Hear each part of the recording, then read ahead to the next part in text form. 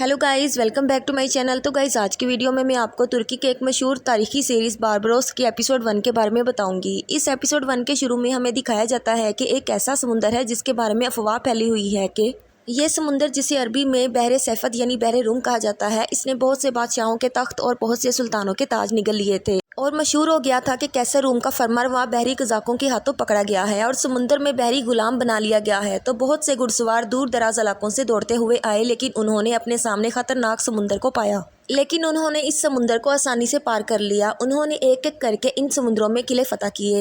इसके बाद इसे जज़ायर का समुंदर भी कहा जाने लगा। इन किलों में से एक किला ऐसा था जिसका नाम मिदली था। जंग में शामिल होने वाले जंगजुओं में से एक वहीं बाद में आबाद हो गया। इस सिपाही के 4 बच्चे थे। इन 4 बच्चों ने समुद्रों को बंद कर दिया और पानी को शिकस्त दी, जिसकी वजह से सब इन चारों के ताबा हो गए। इस पूरे सीरीज में 4 ऐसे भाइयों की कहानी बताई गई है जो किसी वजह से अलग अलग हो गए थे। इन चारों भाइयों में से 2 भाई अस्कंद्रिया में रहते थे और 2 भाई मिदली में सुकून की जिंदगी गुजार रहे थे। इस सीरीज के शुरू में हमें दिखाया जाता है कि एक बहरी जहाज में बहुत सारे लोग सवार हैं और अचानक से बहरी जहाज पूरी तरह से हिल जाता है। फिर हमें दिखाया जाता है कि बाबा अरूज इस बहरी जहाज के लीडर हैं और वो ये समझ लेते हैं कि कोई मुश्किल आने वाली है और वो सीटी मारना शुरू कर देते हैं ताकि पता चल जाए कि दूसरी तरफ कौन है। और बाबा अरूज के लोग भी मुख्तलिफ आवाज़ें निकालना शुरू कर देते हैं, लेकिन दूसरी तरफ डाकुओं का बहरी जहाज होता है। वो सारी आवाज़ें सुनते हैं लेकिन कुछ नहीं बोलते, क्योंकि उनका मकसद बाबा अरूज की कश्ती में से चुपचाप कीमती सामान निकालना होता है। इन डाकुओं ने बहुत सारे मुसलमानों को भी कैद किया होता है। इन कैदियों को पता चल जाता है कि ये डाकू मुसलमानों के जहाज़ पर हमला करने वाले हैं। फिर दूसरी तरफ हमें दिखाया जाता है कि बाबा अरूज का छोटा भाई अलियास भी आ जाता है। तो बाबा अरूज उसे भी मुहतात रहने का कहते हैं। बाबा अरूज अपने तमाम लोगों को बता देते हैं कि मुसीबत हमारे सामने है, इसलिए तैयार हो जाओ लड़ने के लिए।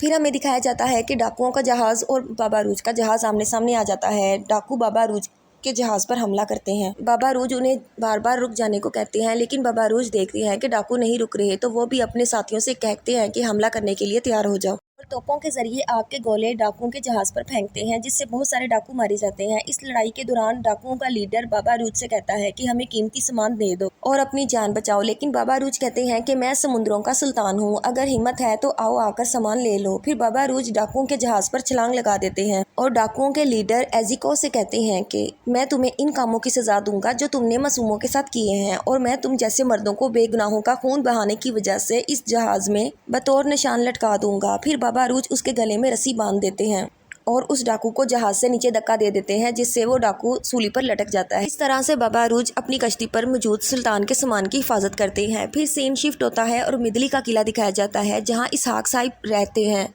इसहाक साहिब बाबा अरूज के बड़े भाई हैं और इसहाक साहिब अपने लोगों को कहते हैं कि आज मेरा छोटा भाई आ रहा है। एक आदमी उनसे पूछता है कि आपका कौन सा भाई आ रहा है, तो इसहाक साहिब कहते हैं कि मेरा छोटा भाई खिजर आ रहा है। फिर सीन शिफ्ट होता है और हमें दिखाया जाता है कि खिजर काफी सालों बाद अपने घर वापस आ जाता है। खिजर को देखकर उसका बड़ा भाई इसहाक साहिब और इसके घर वाले बहुत खुश होते हैं। खिजर के बड़े भाई खिजर से पूछते हैं कि ये क्या है, आप दोबारा किताबें लाए हैं, आप बचपन से ही सुलेमान उस्ताद की पुरानी किताबों से नहीं थकते। इसहाक साहिब खिजर से कहते हैं कि एक ताजर की आंखें सिर्फ अपने हिसाब किताब के लिए होती हैं, तो खिजर कहते हैं कि ये मेरे सुपुर्द हैं। तो इसहाक साहिब कहते हैं कि लिहाजा आपको सुकून नहीं मिलेगा जब तक कि आप सुलेमान उस्ताद के साथ दुनिया के सारे राज न जान लें। फिर इसहाक साहिब कहते हैं कि मैं आपका एहतराम करता हूँ और क्योंकि आपको पता है कि कहाँ लौटना है। तो खिजर कहते हैं कि उस्ताद सुलेमान मेरे वालिद की तरह है और मैं उनका एहतराम करता हूँ, लेकिन मेरे बड़े आप हैं और मेरी जगह आज से हमारे घर में है।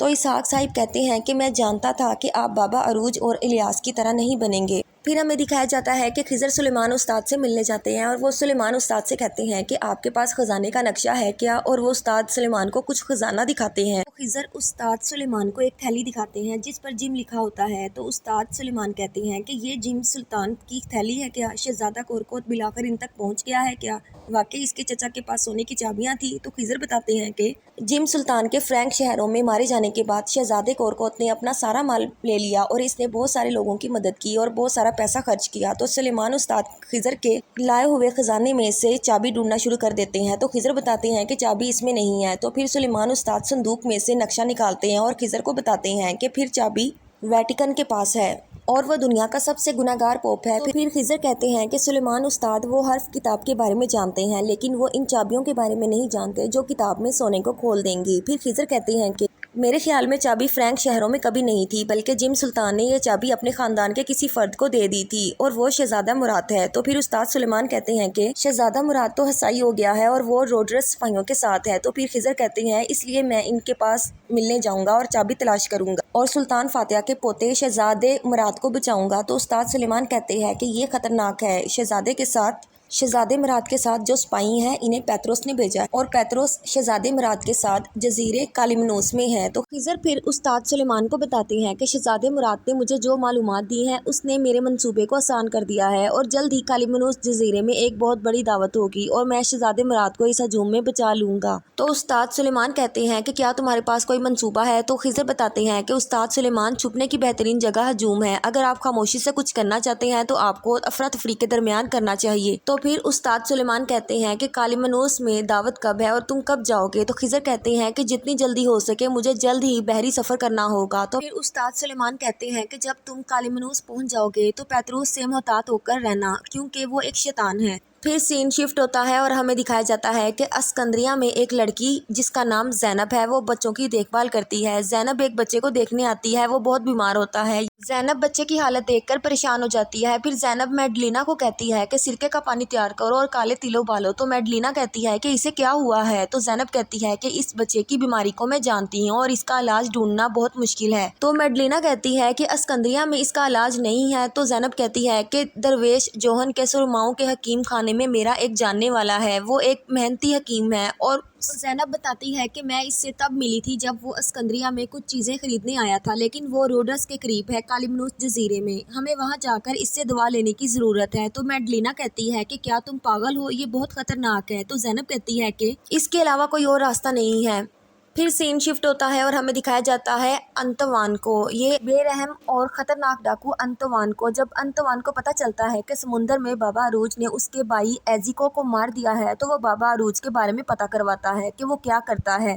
تو انتوان کو پتہ چلتا ہے کہ بابا عروج 4 بھائی ہیں اور بابا عروج اور الیاس اسکندریہ میں رہتے ہیں، جبکہ اس کے 2 بھائی مڈلی میں سکون سے زندگی گزار رہے ہیں۔ تو انتوان ڈاکو کہتا ہے کہ میں سب سے پہلے مڈلی جاؤں گا اور بابا عروج کے باقی 2 بھائیوں کا سکون خراب کروں گا، پھر بابا عروج سے بدلہ لوں گا۔ پھر ہمیں دکھایا جاتا ہے کہ زینب کالیمنوس جانے کے لیے بحری جہاز میں سوار ہو جاتی ہے اور دوسری طرف خضر بھی کالیمنوس جانے کے لیے اپنی کشتی میں سوار ہو جاتا ہے۔ پھر جیسے ہی خضر اور زینب کالیمنوس میں پہنچتے ہیں تو خضر وہاں کے گرجا گھر کی گھنٹی کے اندر آگ کا دھماکہ کرتا ہے، جس سے پیتروس کی دعوت میں افراتفری مچ جاتی ہے اور شہزادہ مراد بھی وہاں ہوتا ہے۔ اس افراتفری میں خضر شہزادہ مراد کو پکڑ لیتا ہے اور اس سے چابی لے لیتا ہے، لیکن اس دوران خضر کو ایک لڑکی کی آواز آتی ہے جسے پوپ کے سپاہی پکڑ کر لے کر جا رہے ہوتے ہیں۔ وہ کہتے ہیں کہ تمہارے ساتھ جو آدمی آیا تھا وہ کدھر ہے؟ زینب کو اس کے بارے میں کچھ نہیں پتا ہوتا، وہ تو حکیم سے دوا لے کر جب باہر آتی ہے تو باہر افراتفری مچی ہوتی ہے۔ خضر شہزادے مراد کو وہاں چھوڑ کر اس لڑکی کو بچانے کے لیے پیتروس کے سپاہیوں کے سامنے آ جاتا ہے اور کہتا ہے کہ اس چھوٹی سی لڑکی کو چھوڑ دو اور مجھ سے لڑو۔ پھر خضر اور پیتروس کے سپاہیوں کے درمیان لڑائی شروع ہو جاتی ہے۔ اس دوران زینب بھی تلوار سے لڑتی ہے۔ پھر خضر زینب کو وہاں سے لے کر بھاگ جاتا ہے اور پیتروس کے سپاہی اس کے پیچھے بھاگتے ہیں۔ بھاگتے بھاگتے خضر اور زینب سمندر کے کنارے پہنچ جاتے ہیں اور جب وہ اپنے پیچھے دیکھتے ہیں تو پیتروس کے سپاہی ہوتے ہیں۔ تو خضر اس لڑکی سے کہتا ہے کہ یا تو ان سپاہیوں کو مار کر مر جاتے ہیں یا پھر سمندر میں چھلانگ لگا دیتے ہیں۔ خضر اور زینب اس مشکل میں پھنس چکے ہوتے ہیں۔ دوسری طرف ہمیں خضر کے باقی بھائیوں کو دکھایا جاتا ہے، وہ بھی مشکل میں پھنس چکے ہوتے ہیں۔ انتوان ڈاکو مدلی میں اسحاق صاحب کے گھر پہنچ جاتا ہے اور اسحاق صاحب کے بیوی بچوں کو قتل کر دیتا ہے۔ اسحاق صاحب دیکھتے ہی رہ جاتے ہیں کیونکہ وہ کچھ نہیں کر سکتے تھے، انتوان ڈاکو نے ان کو پکڑ لیا تھا۔ پھر ہمیں بابا عروج اور الیاس کو دکھایا جاتا ہے جن کے پیچھے کلچ صاحب کے بیٹے نے آدمی لگا دیے تھے اور ان میں سے ایک آدمی نے الیاس کی گردن پر تلوار رکھ دی جسے بابا عروج دیکھتے ہی رہ جاتے ہیں۔ تو گائز یہاں پر ہم ایپیسوڈ 1 کو ختم کرتے ہیں۔ اگر آپ ایپیسوڈ 2 کے بارے میں جاننا چاہتے ہیں تو آپ میری ویڈیو کو لائک کریں، شیئر کریں اور میرے چینل کو سبسکرائب کریں۔